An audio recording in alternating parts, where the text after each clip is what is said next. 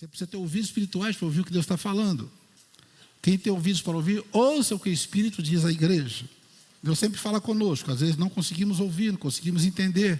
Ele está sempre falando. Então abre os seus ouvidos espirituais aí, porque Deus vai falar, não eu, mas Ele vai falar apenas.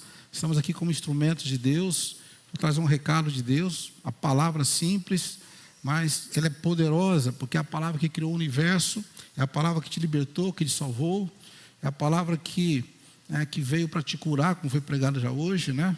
A palavra que foi liberada sobre a sua vida, trazendo prosperidade, trazendo bênçãos e conquistas, te trouxe o principal de tudo, a salvação. Eu queria falar algumas coisas nessa noite, eu creio que Deus quer hoje ministrar libertação específica para você, mas um tipo de libertação. Nós estamos sempre libertos, irmãos, sempre estamos sendo libertos. Algumas coisas vão nos prendendo, vai trabalhando com a gente, então é um processo. Não sei se algum de nós vai falar, já estou 100% liberto de tudo, não tenho nada me amarra, nada me prende, libertação total, cura total. Não, estamos sempre num processo, né?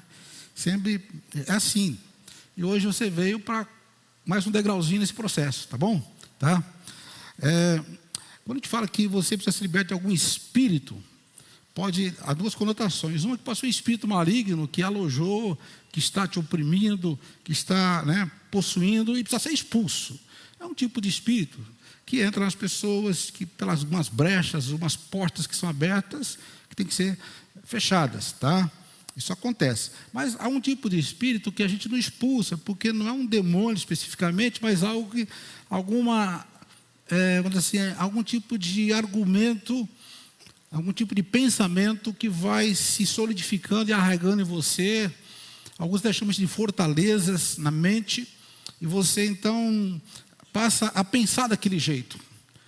E, por exemplo, eu sou nervoso, ninguém me segura que eu sou nervoso, mas isso é normal. Outro, não, eu sou passivo demais, eu estou sempre calmo. Precisa ver se essa passividade é mansidão ou se é passividade, de alguém que se entrega à toa. Outro é ansioso, está sempre ansioso. Eu sou assim porque é normal. Não é normal, irmão. É uma coisa que está agindo dentro de você, tem que ser tratado. Tá? Outros têm compulsividade de fala, por exemplo. Fala. Uma compulsividade.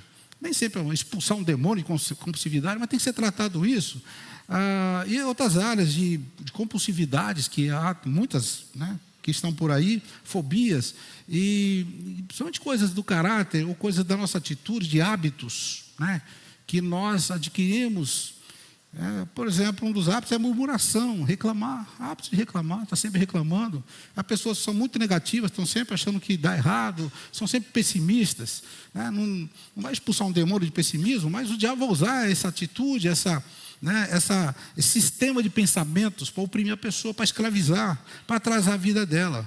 Então nós vamos tratar especificamente vamos chamar de um espírito aqui, tá? Não é um demônio especificamente, mas é uma coisa que tem que ser tratada através da palavra. E a palavra de Deus ela é muito ampla, tem um espectro muito grande e vai atingir corações de maneiras diferentes, quem sabe até promovendo curas ou libertações de outras áreas que eu não vou nem citar, mas o Espírito Santo está trabalhando aqui, amém? O Espírito Santo está aqui, amém? Ele está agindo aqui, está se movendo aqui. Onde há o Espírito de Deus, aí a liberdade, aí a libertação, aí ele produz isso. João capítulo 5, vamos lá, vamos ler então esse episódio interessante, conhecidíssimo de muitos irmãos, texto muito falado, muito pregado, muito explicado, mas é importante a gente repassar aqui. Amém? Estamos prontos? Jesus, então aqui o primeiro versículo diz assim: algum tempo depois, Jesus subiu a Jerusalém para uma festa dos judeus. Há em Jerusalém, perto da porta das ovelhas, um tanque com 5 entradas ao redor, o qual em hebraico é chamado Betesda. Ali costumava ficar um grande número de pessoas doentes e inválidas, cegos, mancos e paralíticos. Um dos que estavam ali era paralítico, fazia 38 anos. Quando o viu deitado e soube que ele vivia naquele estado havia tanto tempo, Jesus lhe perguntou: você quer ser curado? O paralítico disse: Senhor, não tenho ninguém que me ajude a entrar no tanque quando a água é agitada. Enquanto estou tentando entrar, outro chega antes de mim. Então Jesus lhe disse: levante-se, pegue a sua maca e ande. Imediatamente o homem ficou curado, pegou a maca e começou a andar. Isso aconteceu em um sábado, e por essa razão os judeus disseram ao homem que havia sido curado: hoje é sábado, não é permitido a você carregar a maca. Ele, porém, respondeu: o homem que me curou disse: pegue a sua maca e ande. Então lhe perguntaram: quem é esse homem que mandou você pegar a maca e andar? O homem que fora curado não tinha ideia de quem era ele, pois Jesus havia desaparecido no meio da multidão. Mais tarde, Jesus o encontrou no templo e lhe disse: olhe, você está curado. Não volte a pecar para que algo pior não aconteça a você. Amém? Até aí. Então havia ali, na cidade murada de Jerusalém, várias portas, e perto dessa porta das ovelhas, chamada Porta das Ovelhas, havia um tanque, chamado tanque de Betesda. A palavra Betesda tem um significado, né? Em hebraico, Bet quer dizer casa, né? Então, Betel, casa de Deus, e assim por diante, né? Betesda, casa de quê? Bet-esda, Bet. Então, casa de misericórdia. Olha que nome bonito. Betesda, casa de misericórdia, ou casa da graça. Amém? Quantos querem chegar na casa da graça? Amém? Casa da misericórdia. Aleluia. É bom encontrar misericórdia, né? Deus é um Deus de misericórdia. E Deus trouxe você aqui, que hoje seja uma Betesda para nós, amém? E que a sua casa seja uma Betesda também todos os dias. Casa de misericórdia. Aleluia. Bom, mas o que acontecia ali? Havia uma grande multidão de doentes, pessoas inválidas, cegos, mancos, coxos e paralíticos. Estava ali esperando o quê? Que um anjo que eventualmente descia ali de surpresa, agitava as águas, e que ele fazia isso, o primeiro que descesse era curado. Alguns teólogos, que a gente começa a estudar e ler opiniões de um de outro, alguns dizem que era uma crendice popular, dão explicações do texto lá, do hebraico, isso, daquilo, mas eu pessoalmente acho que havia um anjo mesmo que ia lá, tá? Opinião pessoal, lendo o texto, porque na conversa com Jesus, o homem falou: olha, de vez em quando vem um anjo aqui, eu não dá tempo de eu ir. Então tinha anjo mesmo, né, irmãos? Não era crendice, né? E Jesus ia cair numa conversa fiada numa crendice, e ia teria desmentido ele: para com essa conversa anjo aí, não fala uma coisa dessa. Não, Jesus não refutou isso. Eu creio que é bem provável, até porque a Bíblia é cheia de ações de anjos, amém? E continua até hoje, né? Como são agentes invisíveis de Deus, eles estão ao seu redor, você não está percebendo, mas há muito anjo trabalhando por você, amém? O anjo do Senhor acampa-se ao redor dos que o temem e os livra, amém? E o Salmo 91 falei: dará ordem aos seus anjos a teu respeito. Então, há anjos, são ministradores. Hebreus capítulo 1 fala sobre os anjos, espíritos ministradores que estão aqui trabalhando a favor dos que vão herdar a salvação. Então, os agentes secretos de Deus estão aí. Então, uma razão aqui que a Bíblia não explica muito essa questão do anjo, mas está aqui no texto que descia um anjo lá de vez em quando. Qual era o problema desse paralítico, né? É que ele realmente estava ali numa expectativa. E ele já tinha um sofrimento já de muito tempo, 38 anos sofrendo. Tá? Não disse que ele era paralítico de nascença, ele tinha provavelmente adquirido essa doença em algum momento da vida. Havia 38 anos paralítico. Difícil, né, irmãos? Algumas enfermidades, algumas crises, alguns conflitos são muito prolongados. É difícil suportar isso. Não é fácil, não. Esse homem estava sofrendo muito, 38 anos enfermos. Até que chegou Jesus perto dele. Jesus passando por ali, viu que ele estava ali há tanto tempo e havia muitos doentes, né? E até umas perguntas que você pode fazer para o texto. Porque Jesus não curou todo mundo, né? Ele curou só um. Interessante, né? Houve lugar que Jesus foi e curou todo mundo. Alguns curou só alguns, aqui curou um. É porque Jesus não curava aleatoriamente. É bom entender isso, tá? Jesus curava de acordo com uma direção do Pai. Aqui nesse capítulo, mais no final, ele explica, ele fala assim: eu só faço o que eu vejo meu Pai fazer. Se ele viu o seu pai se movendo naquele paralítico, ele ia curar. Se não via, não ia. Quem sabe a gente está sempre querendo fazer alguma coisa que Deus não está fazendo, aí não dá certo. Mas se você entender o mover de Deus, pode ir lá que Deus confirma. Foi o que acontecia com Jesus. Então Jesus, de acordo com ele explicou no final desse capítulo, que ele só fazia o que viu o Pai fazer, ele viu tanta gente doente, mas viu o Pai agindo naquela vida. Ele tinha uma visão espiritual, ele tinha uma percepção para saber isso. E você pode ter essa percepção também, que é um fruto do Espírito Santo, um dom do Espírito Santo, que é manifestado, né? De palavra de ciência ou discernimento de espírito. Isso acontece mesmo. Ele viu Deus agindo ali, foi lá conversar com o homem. Bom, se o pai está agindo aqui, eu preciso curar esse homem. Perguntou para o moço assim, você quer ser curado? Que pergunta, né, irmãos? Perguntar para um paralítico se quer ser curado. Tá? Parece que nem precisa perguntar, né? Precisa perguntar para um doente se quer ser curado? O que vocês acham? Pergunta ou não pergunta? É meio óbvio. Né? Será que é óbvio?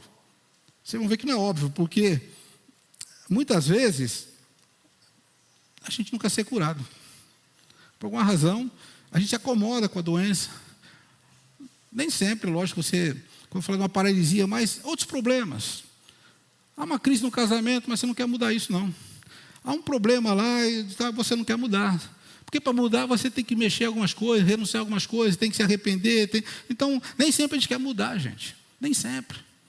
E o paralítico, então, ele dá uma resposta surpreendente para todos nós. Você quer ser curado? Ele olha para Jesus, não, Jesus, sabe o que é? Não tem ninguém que me ajude a entrar no tanque.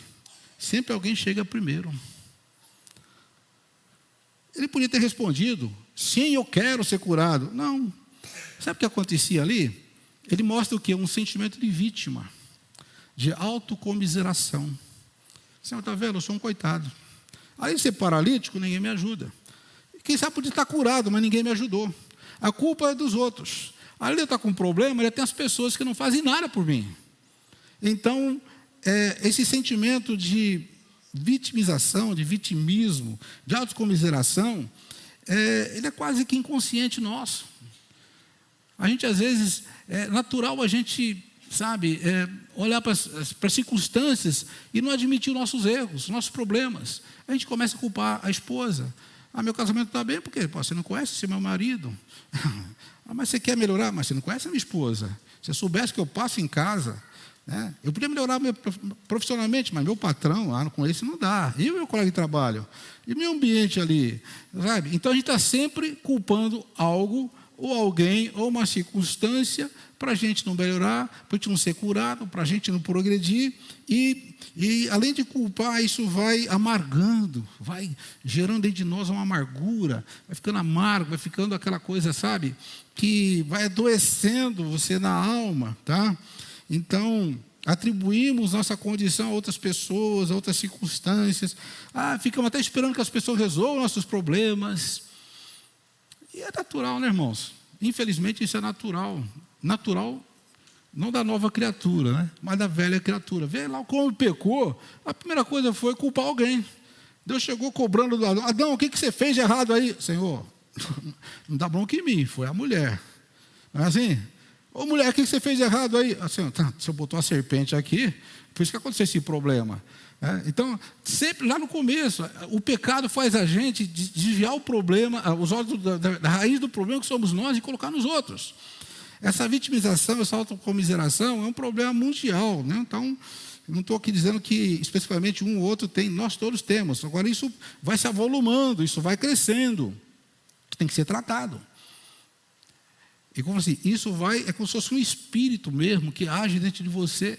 E você já não percebe que está murmurando, está reclamando.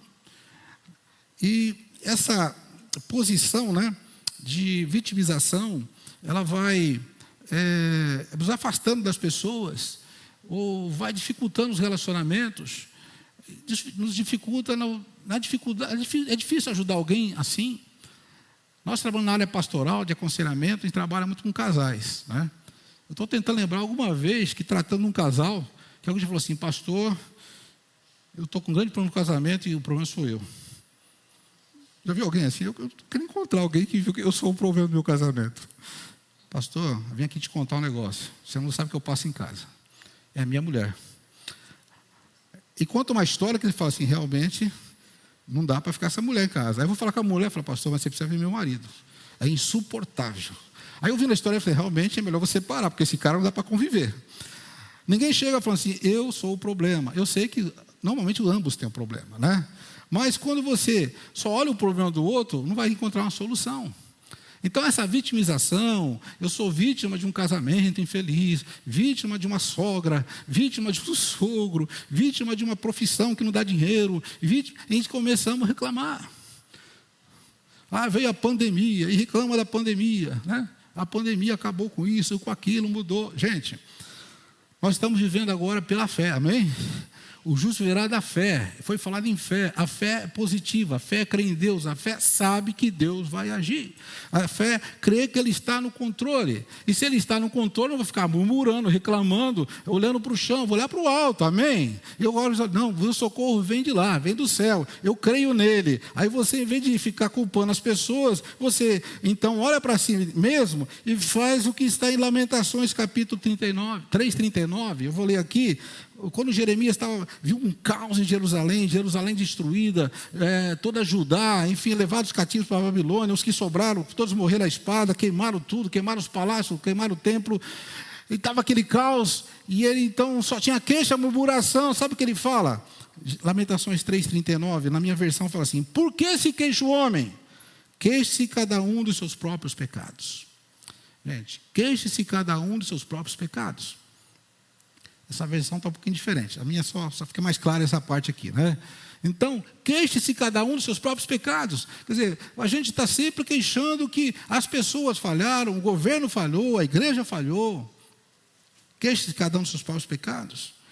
Culpamos sempre o governo, culpamos a economia, culpamos, sabe, nos relacionamentos, as dificuldades espirituais, culpamos até Deus. Se Deus me abençoasse, Deus me abençoasse, mas Deus não abriu aquela porta. Deus não fez isso, não fez aquilo. Às vezes a pessoa começa a ficar amargurada com Deus, responsabilizando Deus, quando na verdade há um pecado a ser confessado, há uma situação a ser tratada. Deus quer que você mude de atitude.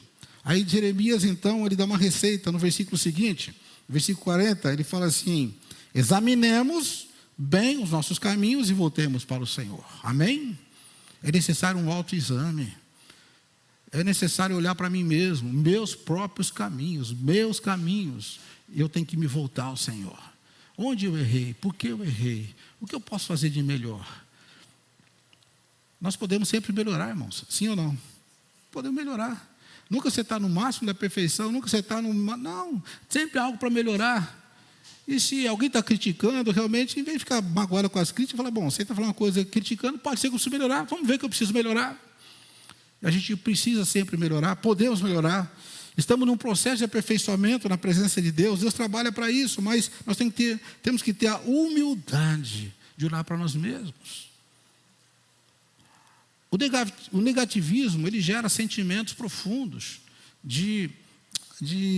assim, negativos, né? E a gente começa a ver a vida tão negativa, isso vai deprimindo, isso vai, sabe, olhando tudo cinza e vai escurecendo, né? E o colorido não existe mais, as pessoas são chatas, tudo é, sabe, nada é bom. E quando a pessoa vai entrando nesse processo, irmãos, tem que haver, primeiro, olhar, como está a minha vida com Deus? Como está meu interior? De que se queixa o homem? Jeremias só via lamentos, mas vocês estão queixando de quê? Estão queixando de quê? Mas Deus permitiu Nabucodonosor vir aqui da Babilônia, quebrou tudo, pôs fogo em tudo, matou quase todo mundo. Sobramos nós aqui agora sem nada. Vocês estão queixando de quê? Isso aconteceu por causa do pecado. Queixe-se cada um do seu próprio pecado. Aí você vai então introjetando isso vai somatizando, você vai ficando doente, vai adoecendo. Essas pessoas amargas vão adoecendo. E contamina pessoas também, porque a pessoa amarga, a pessoa negativa, ela começa a contagiar pessoas. Você pega uma pessoa, tudo que você fala não vai dar certo. Isso aí não funciona. Isso aí, nossa. Aí, quer dizer, vem te animar, te levantar para cima, vai te derrubando. E ele olha para si como vítima de tudo. O paralítico estava ali. Bom, situação difícil. Não vamos dizer que é uma situação gostosa, prazerosa. Não, terrível. Mas a atitude dele tem que ser tratada. Como Jesus lida com uma situação dessa, irmãos? Como ele lida com essa situação? A pergunta é como você lida com as situações. Todos vão passar por enfermidades, por talvez desemprego, por traições, algum dano vai acontecer, alguma perda, vai acontecer na sua caminhada. Não tem como você evitar isso. A questão é como você lida com isso. Você pode lidar como vítima, ou você pode lidar de uma maneira positiva. É terrível ser roubado. Dá uma sensação assim, sabe? Dentro de nós tem um homicida. que se você estiver armado, alguém vai retirar o seu relógio, o seu tênis, se você estiver armado, você dá um tiro, dá ou não dá? Os irmãos fizeram assim até, dá um mesmo. São um bando de homicida aqui. Mas Deus que falou isso, falou: se você não ama o seu irmão, se odeia, você é homicida, porque dentro de você tem um espírito, você só não tem a oportunidade de matar ninguém, porque se tiver oportunidade, dependendo da situação, de como você encontrar ali a traição no casamento ou no trabalho, e você perde a cabeça. Dentro de você tem um homicida, tem alguém assim, e vingativo depois, não consegue fazer na hora, fica: o que eu vou fazer para desforrar isso aqui? Então dentro de nós tem uma pessoa muito ruim, que tem que ir para a cruz, amém? Aí as coisas acontecem. Como lidar com isso, irmãos? Como nós vamos lidar com isso? Você pode ficar reclamando, né? Você pode ficar choramingando, ou você pode ter uma atitude positiva diante disso. Aí teu irmão falou assim: pastor, eu fui roubado, não lembro o que era, se era um celular, se era o carro. Eu falei: irmão, vamos ver biblicamente essa situação? Vamos, olha lá. Seguinte, quando você é roubado, você perde. Quando você semeia, você ganha, né, uma colheita grande. Por que você não semeia no ladrão? É mesmo, né, pastor? Semeia, faz uma oração. Estou semeando o meu celular iPhone 15. É 15? Já tem 15? 16? No ladrão. Semeio em nome de Jesus. Você vai ganhar muitos iPhones, amém? Você semeou. Você pode ficar: não, me roubaram, eu não aguento isso. E Deus não estava lá, e Deus deixou. E pode ficar deprimido, pode ficar reclamando. Você pode semear, amém? Depois você vai ver como Deus vai te abençoar, como Deus vai te retribuir tudo. Sabe o que diz no livro de Provérbios? Que o ladrão vai devolver 7 vezes mais. Se não devolver pessoalmente, alguém vai, de alguma maneira, haverá uma devolução se você descansa no Senhor. Por quê? Porque eu não estou dizendo que é gostoso ser roubado, não é isso. Eu estou dizendo que é muito melhor você entender como reagir nas situações. Imagina uma pessoa, por exemplo, isso acontece principalmente com mulheres, né, que são, no caso de abusos, né, um estupro. A pessoa foi estuprada, foi abusada. Como se sente essa pessoa? Tem que ter um tratamento psicológico muito forte, aquela coisa toda, ela vai ficar o resto da vida marcada. E eu estava pensando nisso, isso que eu vou falar pode ofender algumas pessoas, porque é a minha opinião, tá? Mas é o que eu vejo na Bíblia. Tem que perdoar. Mas não dá para perdoar, pastor. Está na Bíblia. Você ora o Pai Nosso: Pai, perdoa a nossa ofensa como perdoa os nossos devedores, inclusive estuprador. Sim ou não? Não, né, irmão? Estuprador também não, né? Dia da mulher ontem, agora falei de estuprador, tem que perdoar. Tem que matar esse safado. Que a polícia pegue mesmo, que prenda lá e faz tudo nele também. Amém? Sabe qual é o problema, irmãos? É que se essa pessoa não perdoar, além dela sofrer nessa vida aqui terrivelmente, ela vai passar o resto da vida no inferno com esse cara. Já pensou? Viver com esse estuprador por trilhões de anos. Ele vai estar lá e você também. Você não perdoou. Jesus falou assim: se você não perdoar as ofensas, você não é perdoado. Irmãos, não existe nada que você não possa perdoar. Porque Jesus perdoou de tudo. A maior dívida ele já pagou. Não tem dívida maior do que a dívida que Jesus pagou na sua vida. Ele conta uma parábola que alguém devia, né, 100 denários, devia 10, e fica aquela historinha de, acho, 1.000 denários, uma coisa assim, outros só 100, e foi perdoado os dois, sabe? Só que aquele que foi perdoado pouquinho foi lá, começou a cobrar do outro e oprimiu, aí entregaram ele para o patrão dele e falou assim: olha, você perdoou ele de tanta coisa, ele mandou prender o outro por uma miséria, por uns centavos. Então traga ele aqui, agora ele vai ficar preso, aquilo que eu perdoei, ele vai ter que pagar, e vai ficar aqui na cadeia até o último centavo. Era uma ilustração de mostrando assim: se você não perdoa, você vai pagar. Então, a gente tem que entender que na vida nós vamos carregar, nós vamos ter problemas mesmo. Jesus não nos iludiu, falou: no mundo tereis o quê? Aflições. Aí desanima, fica deprimido, vai para a caverna. Não, você vai falar: Senhor, tive aflição, mas o Senhor está comigo. Jesus falou: tenha bom ânimo, eu venci o mundo. Amém? Amém, queridos? Nós temos que olhar a palavra de Deus de uma maneira positiva. Positiva. A fé é positiva. Nós vivemos um sistema, um sistema que vitimiza. O menino é bandido por culpa do ambiente. A mulher adulterou porque o marido dá carinho. O marido adulterou porque aconteceu. Sabe, a gente costuma sempre, nós vamos colocando paliativos e desculpando as pessoas quando eles deviam se tratar dos seus pecados diante do Senhor. A palavra de Deus, irmãos, ela tem todas, ela é a fonte de todas as bênçãos, amém? Aleluia. Há problemas hormonais, deficiências, falta de vitamina, a pessoa vai ficar deprimida, pode, mas olha a causa. O que está por trás disso? Se é uma causa orgânica, trata no médico depressa. Mas outras causas. Meu namorado foi embora, aí fica deprimido. Namorado não é causa orgânica, é causa emocional. Né? Perdi o emprego, agora não sai mais do quarto, fico chorando. Então, isso aí é uma questão espiritual. Como tratar? Como tratar, irmãos? Falando a palavra. O que a palavra diz? A sua mente negativa fala que você é um coitado, você é um perdedor, você é um fracassado. Sabe o que a Bíblia diz? Que você agora é nova criatura. E aquele que é nova criatura, né? Você agora é vencedor em Jesus. Você é mais que vencedor em Jesus. Você não fala só teoricamente, mas você sabe que você pode todas as coisas naquele que te fortalece. Aleluia. Aleluia. E quando você começa a confessar essa palavra, aqui dentro começa a mexer, irmãos. Começa a fortalecer. Amém? Aleluia. Começa a mexer aqui dentro.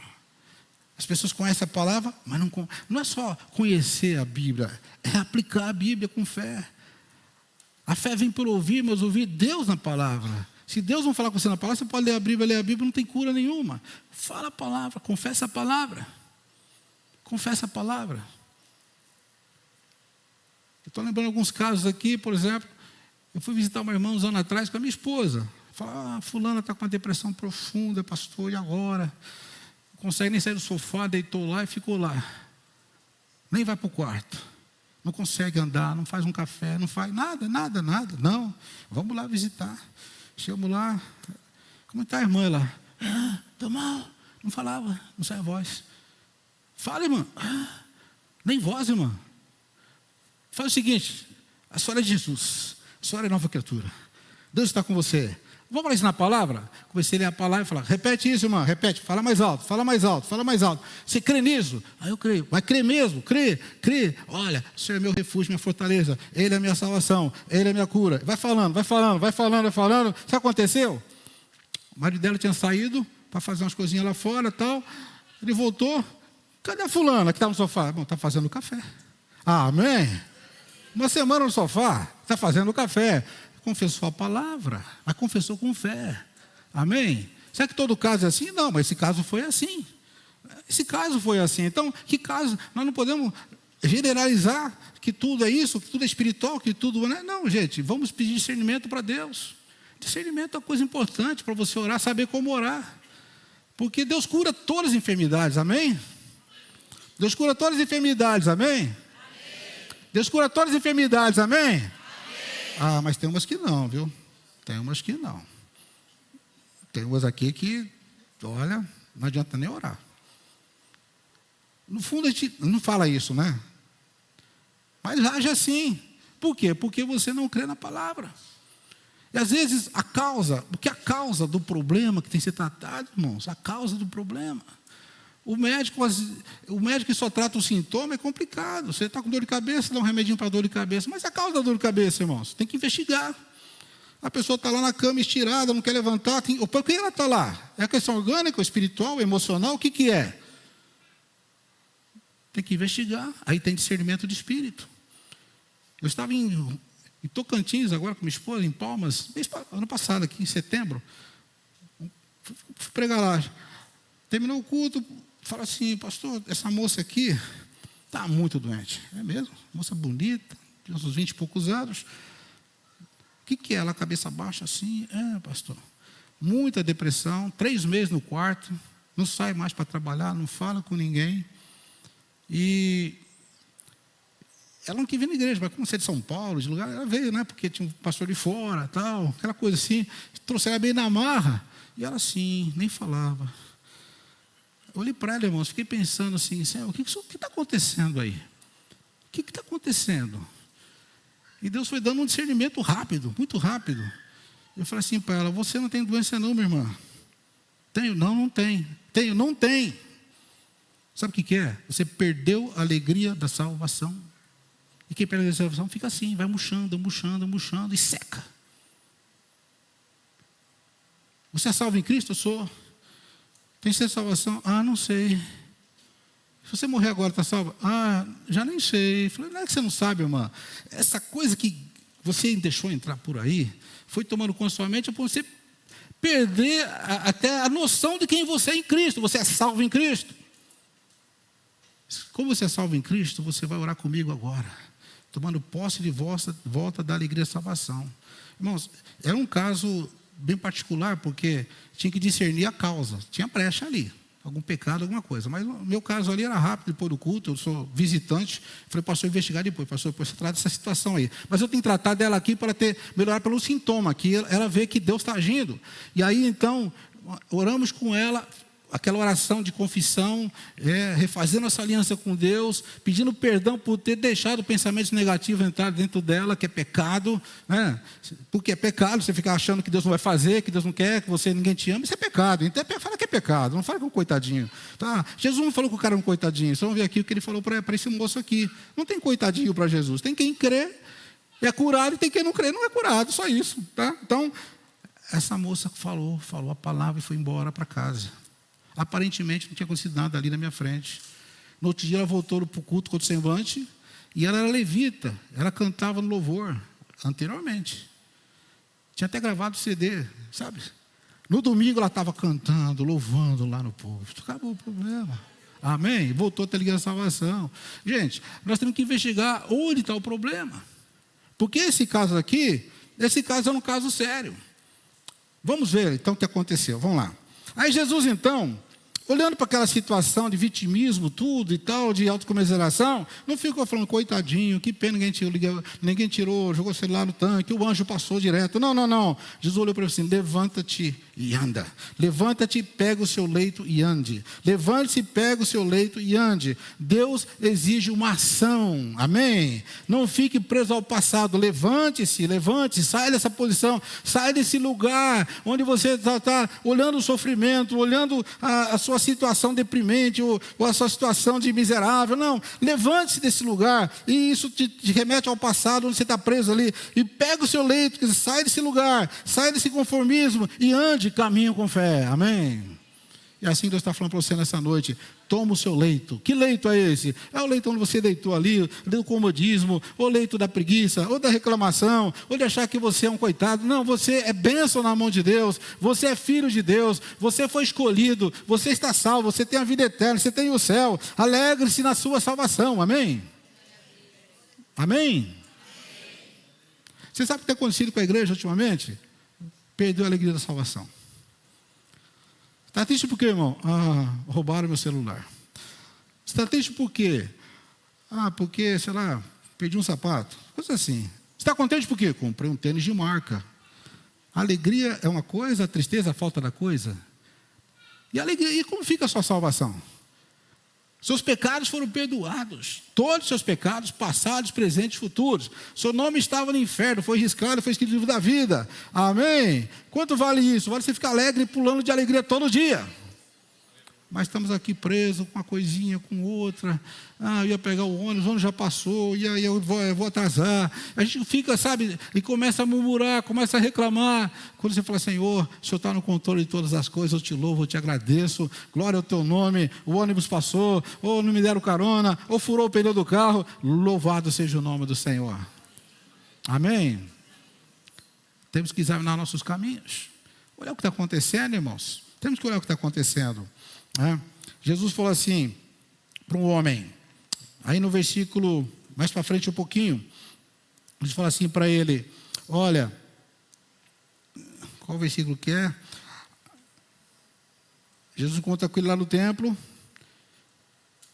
versículo 14, mais tarde Jesus o encontrou no templo e lhe disse, olhe, você agora está curado, não volte a pecar, para que algo pior não aconteça a você. Aquele homem estava nessa situação por causa de pecado. Por causa de pecado. O texto não deixa bem claro se aquela paralisia específica era problema de pecado. Mas Jesus falou assim: se você pecar, vai ficar pior. Nem toda doença é causada por pecado. Se vocês vão continuar aqui, os próximos domingos, não sei se é o próximo ou no seguinte, vai falar, por exemplo, daquele cego de nascença que Jesus curou. E encontraram o cego de nascença, os discípulos perguntaram: Jesus, quem pecou? Foi os pais dele ou foi ele mesmo para que nascesse cego? Ele falou: não, nesse caso aqui nem os pais deles pecaram, nem ele pecou. Ele está cego assim porque é para a glória de Deus. Então, nem toda doença é resultado de pecado, mas há muita doença é resultado de pecado. Nesse caso, Jesus está falando o quê? Vai, não peques mais. Vai, não peques mais. Por quê? Porque a sua negatividade é falta de fé. A sua maneira negativa de ver a vida, de você ficar culpando os outros, esperando pelos outros, isso é falta de fé, isso é pecado grave. Ofende a Deus. Ofende a Deus, porque Ele quer te ajudar, Ele quer fazer tudo, você falando que não vai dar, que Ele não consegue, que Ele é incapaz. A sua atitude diz assim: Deus não é capaz de me ajudar, eu tenho que ficar nesse leito, eu tenho que ficar assim, eu tenho que suportar esse casamento assim mesmo, eu tenho que suportar a situação assim mesmo.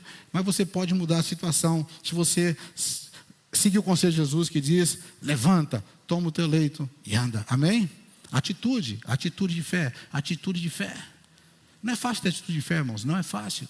Porque a fé, ela nos desafia a coisas, né, que saem do comodismo, assim, coisas que não são normais, tá? Mas cuidado, porque muitas vezes nós não queremos admitir o pecado, que é consequência, aquilo que nós estamos passando é consequência. Nesse caso, pede perdão para Deus, Ele é perdoador, Ele vai te tratar, vai te restaurar. Vocês sabem o que é vida abundante, irmãos? A vida abundante é uma vida plena, uma vida com propósito, não é uma vida que simplesmente dá tudo certo, que não há problema. Não, é uma vida que pode ter problema, até muitos problemas, mas que é a vida abundante, que apesar dos problemas, você está sempre feliz no Senhor. A sua felicidade é no... Amém? Minha felicidade é no Senhor. O livro de Abacuque é interessante, porque ele fala o livro todo de uma crise que o povo vinha passando, um juízo de Deus e tal, e estava todo um caos. Sabe quando ele termina o livro dele? Ele podia terminar: gente, não tem jeito mesmo, nós somos azarados, mas não tem jeito para nós. Sabe o que ele termina? Ele fala assim: ainda que não haja, ainda que a videira não floresça, ainda que a videira não produza seu fruto, ainda que não haja nem vaca no curral, todavia me alegrarei no Senhor, o Deus da minha salvação. Aleluia!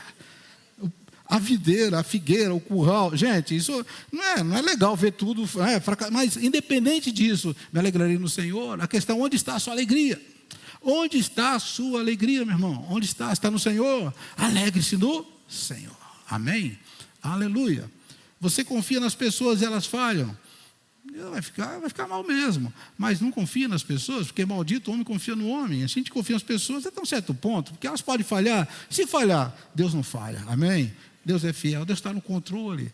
Apesar das falhas das pessoas, através das minhas próprias falhas, Deus continua me ajudando, me abençoando, me guardando. Deus tem propósito para a minha vida.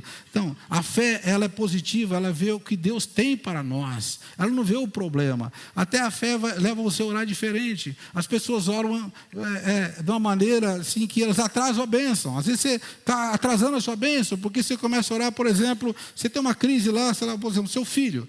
Meu filho é rebelde, meu filho está nas drogas, ou ele está na bebedeira, ou ele está desobediente. Você pode ficar contando isso para Deus: Senhor, o Senhor sabe que tem um filho rebelde. Senhor, o Senhor sabe que é o meu filho. Senhor, o Senhor vê como eu sofro com o meu filho.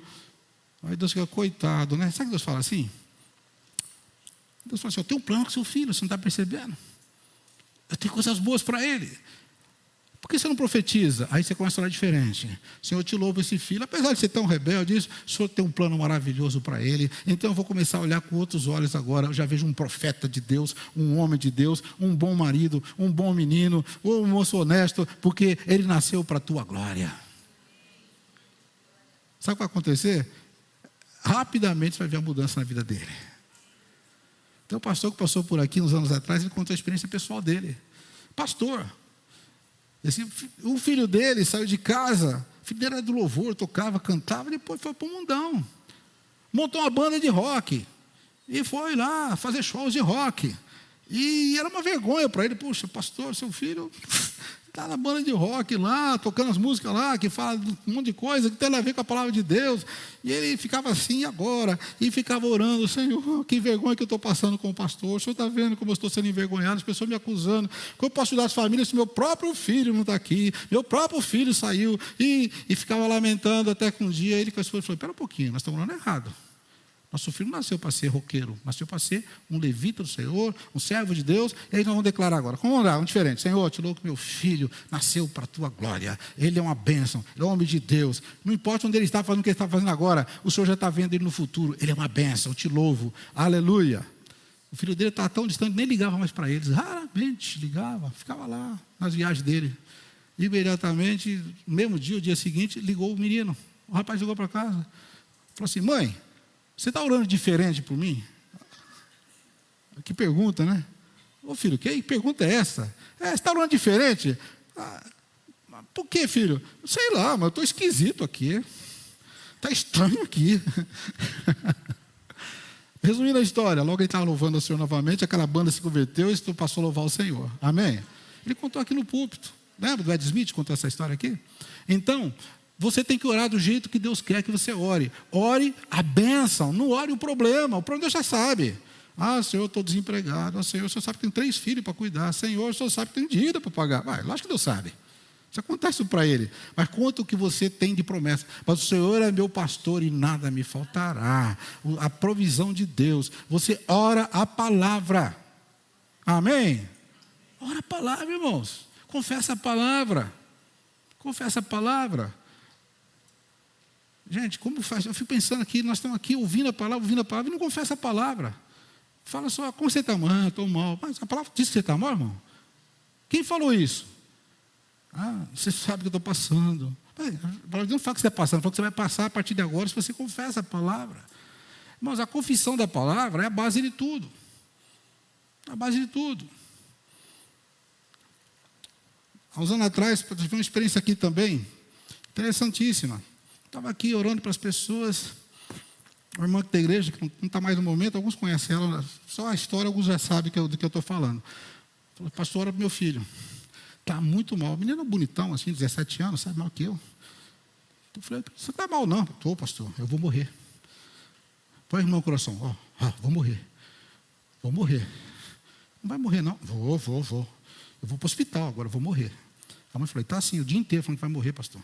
Ele não deixa eu trabalhar. E ela estava viúva, né? E tinha que trabalhar. Ele quer dormir comigo lá, não deixa, eu vou trabalhar, ele fala que vai morrer, eu fico ali, estou aprendendo de serviço, e já levei agora no psiquiatra, é uma crise de ansiedade, está uns remédios fortes, mas ele vai morrer. Eu falei: mas vamos ao seguinte, tá bom, eu vou te ajudar assim. Orei por ele aqui, para ver que o negócio não era só uma oração, tinha um processo, né? Só vai trabalhar amanhã, porque eu passo na sua casa 8 da manhã, pego ele, trago para cá. Ele passar o dia comigo, no final do dia, eu levo para casa. O que o senhor acha? Pastor, boa ideia. Boa ideia, então tá bom, eu cuido dele. Vou deixar aqui, deixa o garotão com a gente, eu venho para cá o dia inteiro mesmo, né? Tem que vir para cá, então ele vai vir comigo, vai ser uma bênção. Era 15 para as 8, pastor, você vem mesmo? Eu vou morrer. Eu vou. Tá. A mãe dele esperando para ir para trabalhar, cheguei lá e tal.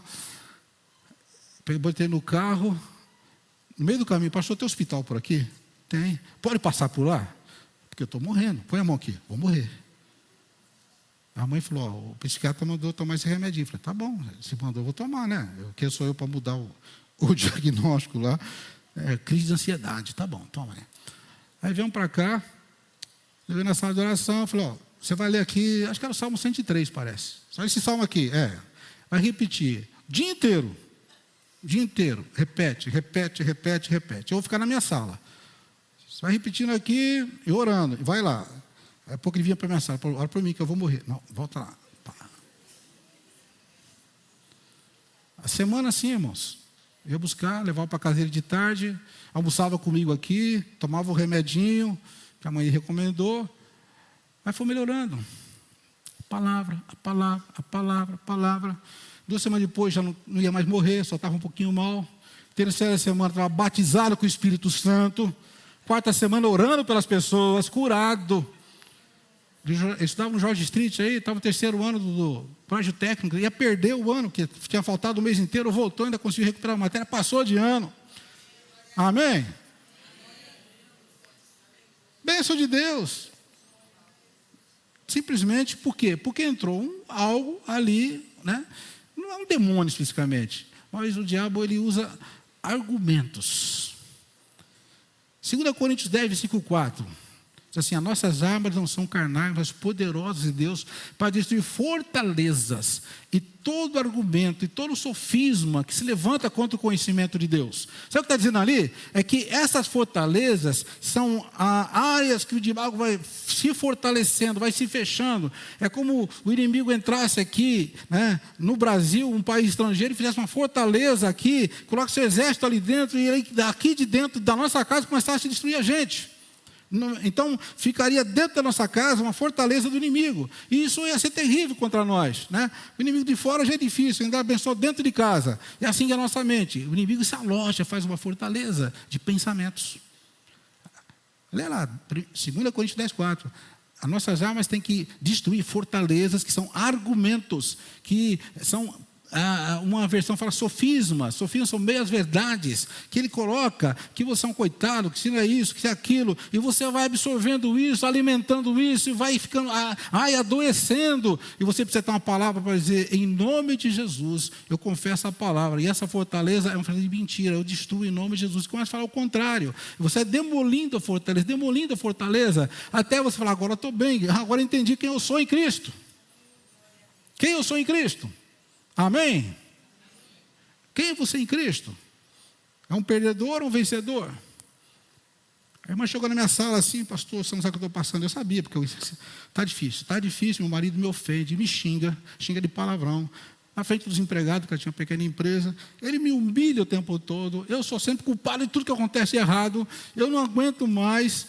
Mas sabe o que eu estou pensando? Ela falava para mim: eu sou uma fracassada mesmo, eu estou achando que aquele que está falando é verdade, eu sou burra mesmo. Eu sou isso, aquilo e tal. Eu falei: pera um pouquinho, mano. Vou fazer uma perguntinha para você. Você é nova criatura? Sou. Se aceitou Jesus como Salvador, você é nova criatura. Sim. 2 Coríntios 5,17. Vamos falar? Se alguém está em Cristo, é nova criatura. As coisas velhas já passaram, isso tudo se fez novo. Não sabe de cor. Ela também sabia. Aí até ela sabia. Eu sou nova criatura. Agora pergunta: a nova criatura é vencedora ou fracassada? É vencedora. Tá. Ela é boa ou ruim? Ela é boa. Tá. Ela é santa ou pecadora? Ela é santa. Então, irmão, tudo que o seu marido falou está errado. Você tem que saber o que Deus está falando. Você é nova criatura, você é perfeito em Cristo, você é uma bênção na mão de Deus. Mudou o semblante dela. Amém? Aleluia. Irmãos, Deus vai mudar o seu semblante nessa noite. Amém? Quando você confessa a palavra, quem é você em Cristo? Sua posição em Cristo. Eu sou em Cristo, sou vencedor em Cristo. Amém? Aleluia. Deus trouxe você aqui para lembrar você aquilo que você já é. Amém? Você é filho do rei. Você tem as promessas de Deus. Fiquemos em pé, vamos orando. Gente, não importa a circunstância, você vai adorar. Não importa a circunstância, você vai louvar. Não importa a circunstância, você vai crer que Ele está no controle. Aleluia. Não importa, irmãos. Tem hora que eu sei, irmão, você vai passar, já está passando. Alguns aqui estão passando situações muito difíceis. Eu sei disso. Mas a pergunta é: quem é maior? A circunstância está passando ou o seu Deus? Você pode ficar olhando para a circunstância que está aí, ou você pode olhar para o Deus que é maior que ela, e louvá-lo e adorá-lo, sabendo que tudo isso vai passar, irmãos. Tudo isso vai passar, tudo passa aqui na vida. Passa ou não passa? Passa. Passa, tudo é passageiro, a dor é passageira. O choro pode durar uma noite, mas a alegria vem pela manhã. A sua manhã vai chegar, amém? A noite pode ser longa. Estamos felizes de ver o Josildo aqui. Josildo, olha aí, ó, passou por um vale da sombra da morte, está aí, ó. Aleluia. Os irmãos também não lembram dele, né? Mas alguns nem conheciam, né? De alguns anos atrás, está aí. Passou por uma situação muito difícil, muito difícil, cirurgia que rasgou toda aqui a cabeça dele, fizeram uns negócios aí, mas Deus estava lá, amém? E está aqui de volta. Deus está cuidando, tá ou não está? Levante sua mão comigo agora. Você vai adorar o Senhor nessa circunstância que está passando, amém? Nessa dor no pé, ou no coração, a dor da alma. A depressão é dor na alma, é uma angústia tão grande. Ninguém se mataria por dor no pé ou dor no estômago, mas a depressão faz a pessoa até às vezes buscar a morte, que a dor é uma dor muito difícil. Mas Deus cura essa dor quando você louva, quando você adora, você conhece a presença de Deus. Não tem dor na alma incurável, porque o salmista falava assim para a própria alma: porque você está abatida, porque você está deprimida, minha alma, porque você está assim. Espere em Deus, espere em Deus, espere em Deus, minha alma, espere em Deus, porque ainda o louvarei pela sua salvação. Chegou o momento de você adorar. Levante comigo, adora o Senhor, adora o Senhor. Vem, Senhor, vem, Espírito Santo, receba o louvor e a adoração da tua igreja que crê. Crê na palavra, crê nas promessas, crê a promessa de Deus. Oh, planos maravilhosos, Deus tem para você, aleluia.